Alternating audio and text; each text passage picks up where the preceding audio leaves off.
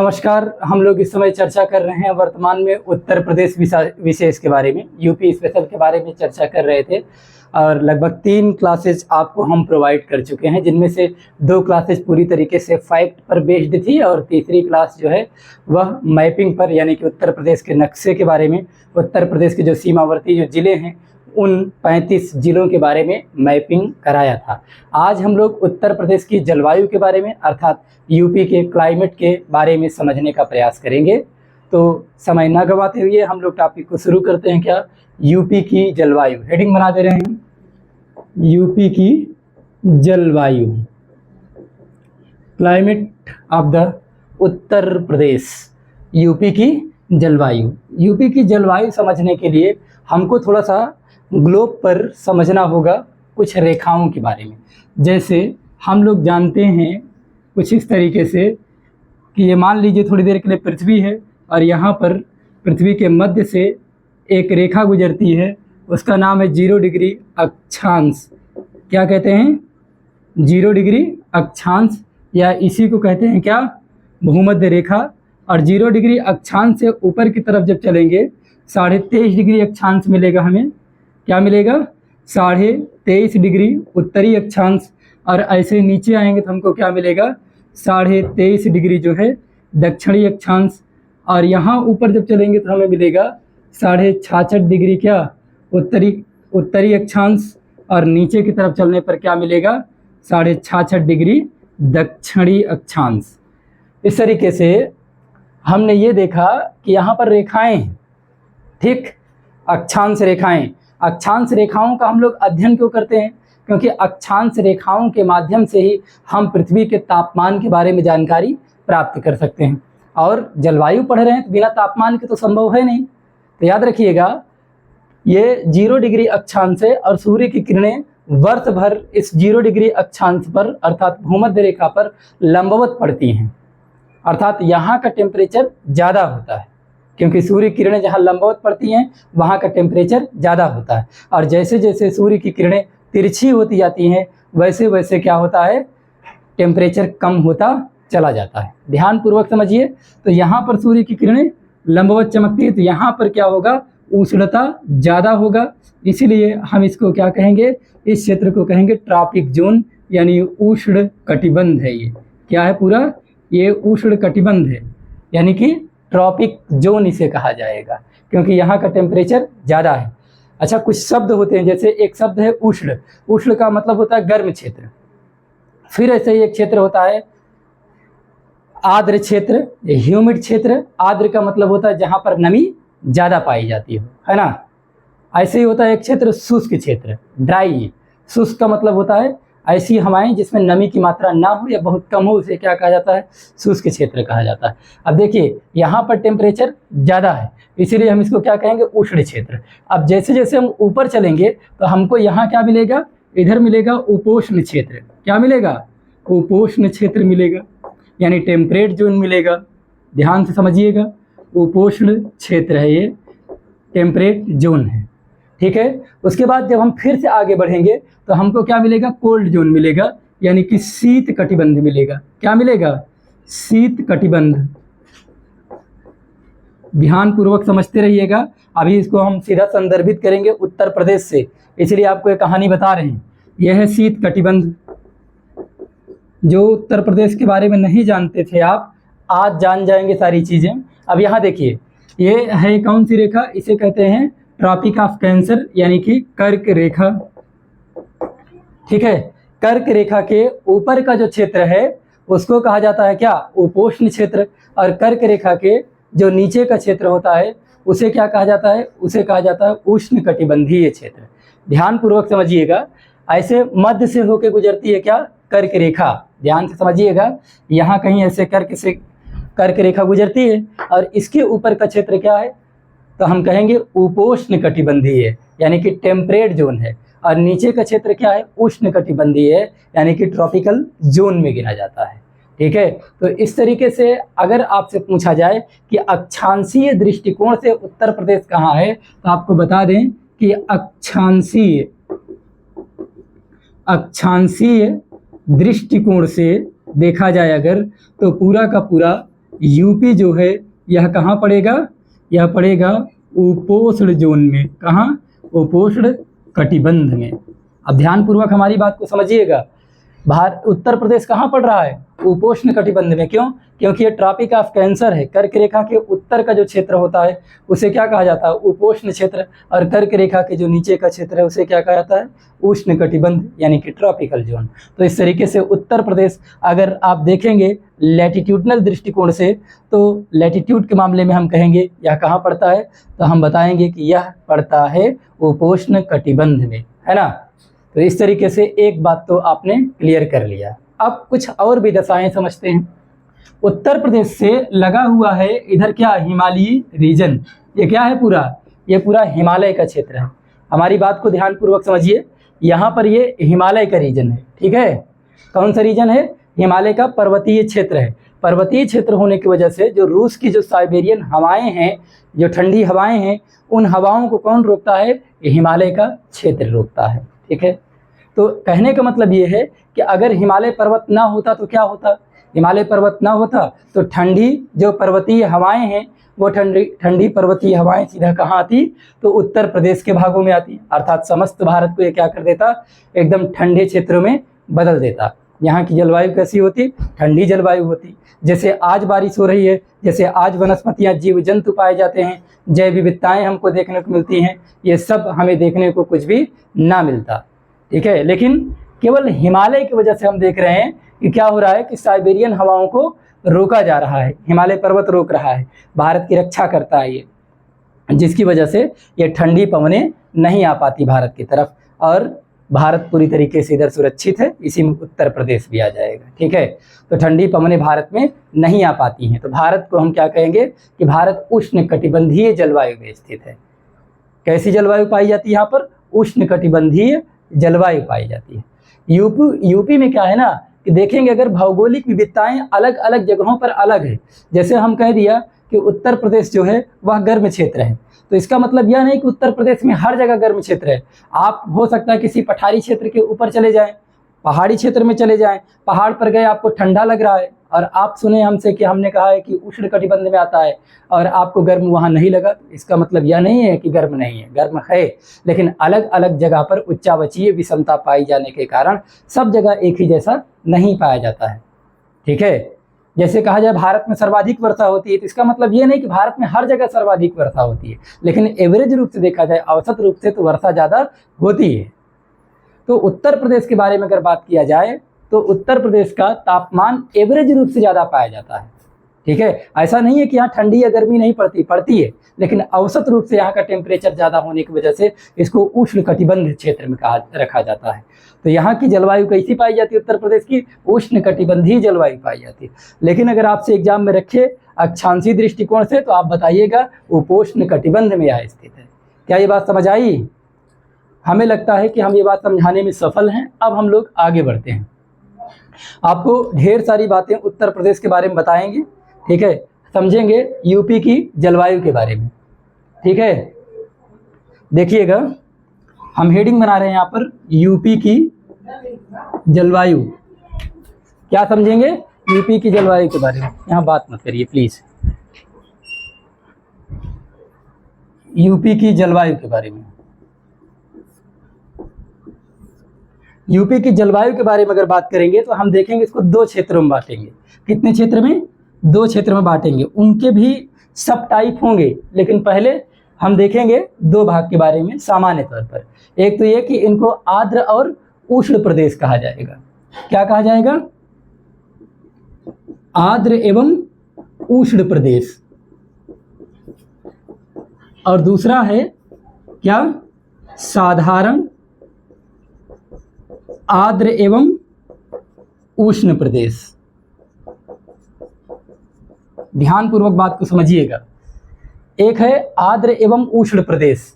आर्द्र एवं उष्ण प्रदेशों को भी दो भागों में बांट के पढ़ेंगे, ठीक है। एक तो है तराई क्षेत्र। कौन सा क्षेत्र? तराई क्षेत्र। और इसी में इसका एक दूसरा भाग है क्या? पूर्वी भाग पढ़ेंगे या पूर्वी मैदानी क्षेत्र पढ़ेंगे। क्या पढ़ेंगे? पूर्वी मैदानी क्षेत्र पढ़ेंगे।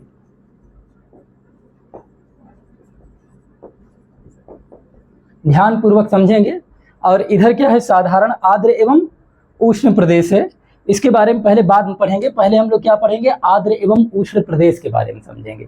अब ध्यानपूर्वक कहानी को समझिएगा। अब इस मैप का काम पड़ेगा।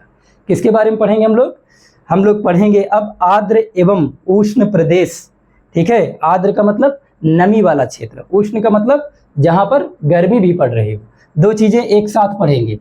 ठीक है, जहाँ पर बारिश की मात्रा ज़्यादा होगी उसके बारे में पढ़ेंगे और उनके दोनों भागों के बारे में पढ़ेंगे।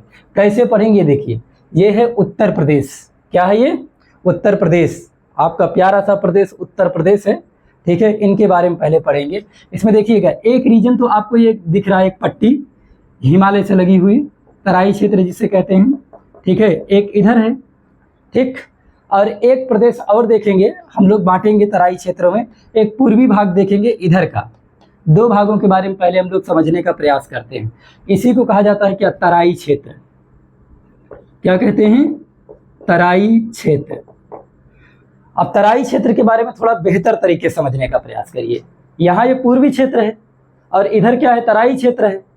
ठीक है, और यहाँ से इधर है बिहार, और बिहार से क्या चलती हैं, बंगाल की खाड़ी की हवाएं। यहाँ देखिएगा ध्यानपूर्वक, जब हिंद महासागर से हवाएं ऐसे उठती हैं तो ऊपर की तरफ ऐसे आते आते ऐसे होते हुए सीधा कहाँ पहुँचती हैं, सीधा बिहार से होते हुए उत्तर प्रदेश में पहुँचती हैं। ठीक, तो इधर से देखेंगे जब हवाएं तो कुछ ऐसे पहुँचती हैं, और इधर क्या है, हिमालय पर्वत है, और इस हिमालय से क्या करती हैं, बंगाल की खाड़ी की मानसूनी शाखाएं जो होती हैं टकराने के पश्चात क्या करती हैं, यहाँ पर बारिश करती हैं।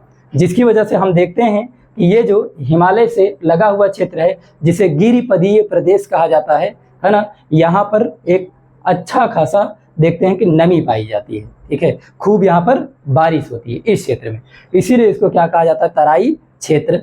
ठीक है, और इसी में एक पूर्वी क्षेत्र पढ़ लेते हैं। अब पूर्वी क्षेत्र के बारे में अगर देखेंगे तो आपको पता है कि जैसे हवाएं बंगाल की खाड़ी से चलते हुए कहाँ आ रही हैं, बिहार, बिहार के बाद आएंगी उत्तर प्रदेश। उत्तर प्रदेश में सबसे पहले कहाँ, कौन सा भाग पड़ेगा, पूर्वी भाग पड़ेगा। तो पूर्वी भाग में क्या होगी, बारिश ज़्यादा होगी। जानते हैं मानसूनी हवाएं जैसे मान लीजिए यहाँ पर हैं तो यहाँ पर ज़्यादा बारिश होगी, लेकिन जैसे जैसे मानसूनी हवाएं आगे बढ़ती चली जाती हैं हम देखते हैं वैसे वैसे बारिश की मात्रा कम होती चली जाएगी, उसमें नमी की मात्रा कम होती चली जाएगी। जैसे यहाँ पर हम देखते हैं तो बारिश की मात्रा ज़्यादा है।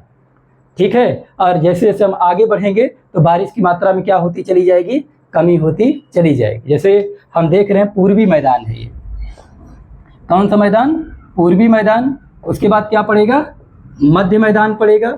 उसके बाद क्या पड़ेगा, हम देखेंगे सबसे लास्ट में पश्चिमी भाग पड़ेगा। क्या है ये है पश्चिमी भाग। ध्यान से समझिए, यहीं पर कहीं पड़ता है क्या, गोरखपुर। क्या पड़ेगा, गोरखपुर पड़ेगा यहाँ। इसमें दो तरफ से, एक तो इधर हिमालयी रीजन है और इधर से भी हम देख रहे हैं दो तरफ से बारिश प्राप्त हो रही है। इसीलिए उत्तर प्रदेश में सर्वाधिक बारिश कहाँ होती है, तो यूपी में सबसे ज़्यादा बारिश होती है गोरखपुर में। 1-2 साल का आंकड़ा नहीं, लगभग 30 साल के आंकड़े देखे जाते हैं इसमें, तब जाके कहीं पता चलता है कहाँ कितना बारिश हो रही है, उसका एवरेज निकाला जाता है। वैसे तो अगर आप देखेंगे आंकड़े 2022 में सबसे ज़्यादा बारिश के मामले में सोनभद्र आगे रहा है, तो वो बात हम नहीं कह रहे हैं। मतलब एक एवरेज निकाला जाता है कई वर्षों का, उसमें देखा गया है कि सबसे ज़्यादा जो वर्षा प्राप्त हुई है वो कौन सा रीजन रहा है, गोरखपुर का रीजन रहा है। तो उत्तर प्रदेश में सबसे ज़्यादा बारिश कहाँ होती है, गोरखपुर में होती है। तो ये आपको कहानी समझ में आई। तो बंगाल की खाड़ी की जो मानसूनी शाखाएं होती हैं वो बिहार से चल करके हम देखते हैं आती हैं और यूपी के पूर्वी भाग में क्या करती हैं, वर्षा कराती हैं सबसे ज़्यादा। उसके बाद मध्य मैदानी क्षेत्र में फिर सबसे कम हम देखते हैं कहाँ आती हैं, ये पश्चिमी भाग में आती हैं, वर्षा होती है। तो अब देखिए इधर जो है क्या है, हिमालय भाग है, और हिमालय पर क्या होता है कि हिमालयी क्षेत्र में अब मानसून टकराने के पश्चात यहाँ ज़्यादा बारिश करेगी। उसके बाद जैसे जैसे हम इधर नीचे की तरफ देखेंगे इस तरफ से, तो उत्तर में ज़्यादा बारिश हुई, मध्य में कम बारिश होगी, और फिर नीचे जब दक्षिण में आएंगे तो हम देखेंगे एकदम कम हो जाएगी। यहाँ ज़्यादा, यहाँ कम, यहाँ एकदम कम। इधर से आएंगे तो यहाँ ज़्यादा, फिर इधर बढ़ेंगे यहाँ कम, फिर यहाँ एकदम कम। इसीलिए हम देखते हैं यहाँ जो रीजन पड़ता है जिसे हम कहते हैं मथुरा में क्या होती है, सबसे कम बारिश होती है उत्तर प्रदेश में। हालांकि 2022 का आंकड़ा उठा के देखेंगे तो अलीगढ़ रहा है सबसे कम बारिश के मामले में, लेकिन अगर कई वर्षों का आंकड़ा देखा जाए तो मथुरा में सबसे कम बारिश होती है। तो मथुरा में, उत्तर प्रदेश के मामले में मथुरा में सबसे कम बारिश, और सबसे ज़्यादा आर्द्र कहाँ है? गोरखपुर में। सबसे ज़्यादा बारिश कौन प्राप्त किया? गोरखपुर प्राप्त किया है। तो इस तरीके से आपको अभी दो बातें समझ में आई कि कहाँ सर्वाधिक वर्षा हो रही है और कहाँ सबसे कम वर्षा हो रही है। ठीक है, अब हम लोग थोड़ा सा आगे बढ़ेंगे और थोड़ा सा कुछ और भी बातें जानने का प्रयास करेंगे, लेकिन उससे पहले आपसे हम फिर से पूछ रहे हैं कि जैसे देखते हैं यहाँ पर ये क्षेत्र देखिएगा, ये दक्षिणी भाग है यूपी का, इसी को कहते हैं क्या? पठारी क्षेत्र। कैसा क्षेत्र है ये? पठारी क्षेत्र। या फिर इसी को आप कह सकते हैं कि ये बुंदेलखंड पठारी क्षेत्र है। क्या कह सकते हैं? बुंदेलखंड पठारी क्षेत्र है ये। बुंदेलखंड पठारी क्षेत्र में कैसी बारिश होती है? अगर आपसे किसी ने पूछ लिया तो आप क्या बताएंगे? आप बताएंगे कि यहाँ बारिश कम होती है, बहुत कम होती है। क्यों? क्योंकि यहाँ पर क्या, हिमालयी क्षेत्र, यहाँ ज़्यादा बारिश हुई, मध्यवर्ती क्षेत्र में कम हुई, और जब दक्षिण में आए तो एकदम कम हो जाती है। तो आप बताइएगा दक्षिणी पठारी भाग जो है यहाँ पर सबसे कम वर्षा होती है, इसीलिए यहाँ पर खेती की भी इतनी संभावनाएं नहीं हैं। और साथ ही यहाँ पर लोग पानी के लिए तरसते हैं। गर्मी के दिनों में यहाँ पानी को लेकर के संकट मंडराता है। कारण क्योंकि पठारी क्षेत्र है। आप पर्वतीय क्षेत्र में, पठारी क्षेत्र में क्या होता है? पानी आया और उसके बाद बह करके सीधा नदियों में मिल गया। कहीं पर भी इसमें ऐसा नहीं कि धरती सूख रही है, नहीं। इस वजह से यहाँ पर पानी की बड़ी समस्याएं होती हैं। पहली बात तो बारिश होती नहीं, और जो कुछ हुई भी तो पठारी क्षेत्र है, तो यहाँ की ज़मीन को कम से कम वर्षा प्राप्त होती है बुंदेलखंड रीजन में अगर देखा जाए तो इस तरीके से आपको ये बात समझ में आ गई है। ठीक है, यहाँ तक हम आपको समझाए इसके बारे में। एक बार फिर से देख लीजिए आर्द्र एवं उष्ण प्रदेश के बारे में। इसको दो भागों में बांटा गया है, एक तो तराई क्षेत्र और दूसरा क्या है? पूर्वी मैदानी क्षेत्र है। ठीक है, अब दूसरा जो भाग है हमारे पास वो क्या है? साधारण आर्द्र एवं उष्ण प्रदेश है। क्या है? साधारण आर्द्र एवं उष्ण प्रदेश है। इसमें जो है हम लोग तीन भागों के बारे में देखेंगे, ध्यान पूर्वक समझिएगा। इसमें हमारे पास कितने भाग हैं? तीन भाग हैं। ध्यान पूर्वक समझेंगे, लेकिन उसको यहाँ नहीं, यहाँ समझेंगे। साधारण आर्द्र एवं उष्ण प्रदेश, समझिएगा इसके बारे में। इसमें जो है क्या करेंगे ना, इसके तीन भागों के बारे में पढ़ेंगे। एक तो इसका पश्चिमी भाग देखेंगे। साधारण का मतलब पानी कम मिल रहा है यहाँ, क्या? पश्चिमी भाग। और दूसरा जो है पश्चिमी भाग कहें या पश्चिमी मैदानी भाग कहें, एक ही बात है, पश्चिमी मैदानी भाग। और उसके बाद आपको मिलेगा इसमें क्या? मध्यवर्ती मैदानी भाग। क्या मिलेगा?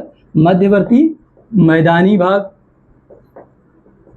और इसी में एक तीसरा पढ़ सकते हैं क्या? इसी बुंदेलखंड पठारी भाग, बुंदेलखंड पठारी भाग। देखिएगा पश्चिमी मैदानी भाग। अब आप देखें पूर्वी, फिर मध्य, फिर पश्चिमी, तो आप बताएं यहाँ पर बारिश कैसी होगी? क्या यहाँ पर ज़्यादा बारिश होगी? पश्चिमी मैदानी भाग का मतलब जैसे आगरा है, मैनपुरी है, मथुरा है, एटा है, अलीगढ़ है, मुजफ्फरपुर है ना, इधर बदायूं है, बुंदेलखंड है, गाजियाबाद है, मेरठ है, ये सारे क्षेत्र किस में आएंगे? पश्चिमी मैदानी क्षेत्र में, इधर लगे हुए क्षेत्र आएंगे। आप मैपिंग में देखिएगा, आपको ये सब बताए हुए, बुलंदशहर, गाजियाबाद, बदायूं और मुजफ्फरनगर वगैरह के बारे में सब ये सब बताए हैं आपको। ठीक है, तो पश्चिमी भाग है। पश्चिमी भाग में क्या है? यहाँ पर सबसे कम बारिश होती है। औसत वार्षिक वर्षा देखेंगे ज़्यादा से ज़्यादा यहाँ पर 84 सेंटीमीटर मिलेगा। किताबों में मिल जाता है 80-100 सेंटीमीटर, लेकिन याद रखिएगा 100 नहीं, 100 से काफ़ी कम है, अर्थात 84 सेंटीमीटर तक यहाँ पर बारिश होती है पश्चिमी भाग में। फिर आएंगे मध्यवर्ती भाग में। मध्यवर्ती भाग में यहाँ की तुलना में यहाँ बारिश ज़्यादा होगी। जैसे इधर के रीजन में अगर बात करेंगे मध्यवर्ती भाग में, तो हम देखेंगे जैसे प्रयागराज है, प्रतापगढ़ है, फतेहपुर है ना, जैसे रायबरेली है, इसी तरीके से आप सुल्तानपुर, लखनऊ, ये सब देखेंगे, कानपुर है, और इसी में देखेंगे शाहजहाँपुर है, हरदोई है। ये सब किसके तहत आएगा? ये सब मध्यवर्ती मैदान के तहत आएगा। यहाँ भी थोड़ा सा यहाँ की तुलना में यहाँ पर ज़्यादा बारिश होगी। हालांकि किताबों में 80 से 100 सेंटीमीटर ही लिखा मिलेगा, यहाँ भी, लेकिन याद रखिएगा यहाँ पर तुलनात्मक रूप से पश्चिमी भाग की तुलना में यहाँ पर ज़्यादा बारिश होगी। फिर बचता है क्या, बुंदेलखंड पठारी क्षेत्र, जैसे ललितपुर, झांसी, महोबा, चित्रकूट, हमीरपुर, ये सब किसके तहत आएगा, बुंदेलखंड पठारी क्षेत्र के तहत, वो इस रीजन में पड़ते हैं, है ना। जब यहाँ से हम चलते हैं तब देखते हैं कि ये सब किस में आते हैं, पठारी रीजन में आते हैं। सबसे नीचे आप देख रहे होंगे ललितपुर है, यहाँ इलाहाबाद है, यहाँ देखेंगे हम लोग क्या पड़ेगा, तो सोनभद्र के बगल में क्या है, मिर्ज़ापुर का जो उत्तरी क्षेत्र है उसको तो वर्षा प्राप्त होती है, लेकिन दक्षिणी जो पूरी तरीके से पठारी भाग है वहाँ पर वर्षा प्राप्त नहीं होती है। तो समझिएगा इस चीज़ को। यहाँ अगर वर्षा देखा जाए बुंदेलखंड रीजन में तो यहाँ भी 80-100 सेंटीमीटर, लेकिन इस क्षेत्र में बारिश थोड़ा ज़्यादा प्राप्त होती है, लगभग 91 सेंटीमीटर तक। लेकिन याद रखिएगा ये एक सूखाग्रस्त क्षेत्र है, क्योंकि ये पूरा बुंदेलखंड का रीजन है, तो इसको बारिश काफ़ी कम प्राप्त हो रही है, ठीक है। तो यहाँ तक आज हम लोगों ने देखा क्या, उत्तर प्रदेश की जलवायु के बारे में। आज इतना ही रखते हैं, बाकी की बातें आपको अगले टर्न में समझाने का प्रयास करेंगे। आपको वीडियो कैसा लग रहा है इसके बारे में आप लोग बताया जरूर करें। हम आपके लिए पूरी तरीके से प्रयास कर रहे हैं कि आपको अच्छा सा अच्छा जो है मैटर उपलब्ध कराया जाए। एक एक चीज़ मैपिंग के माध्यम से हम लोग समझ रहे हैं, ठीक है। चाहे उत्तर प्रदेश पुलिस हो, यूपीएसआई हो, या फिर यूपी SSSC की कोई वैकेंसी हो, यूपीपीएससी हो, आप मेंस लिख रहे हो तो मेंस में भी इसके बाहर का कुछ नहीं आएगा। अगर इतना समझा देंगे सब कुछ तो एग्जामिनर खुश हो जाएगा, गदगद हो जाएगा आपसे। तो इसलिए आप लोग पूरे लेक्चर को देखा करें कायदे से और अपना ओपिनियन ज़रूर दिया करें कि आपको कैसा लगा लेक्चर, ठीक है। आज के लिए इतना ही, बहुत बहुत धन्यवाद।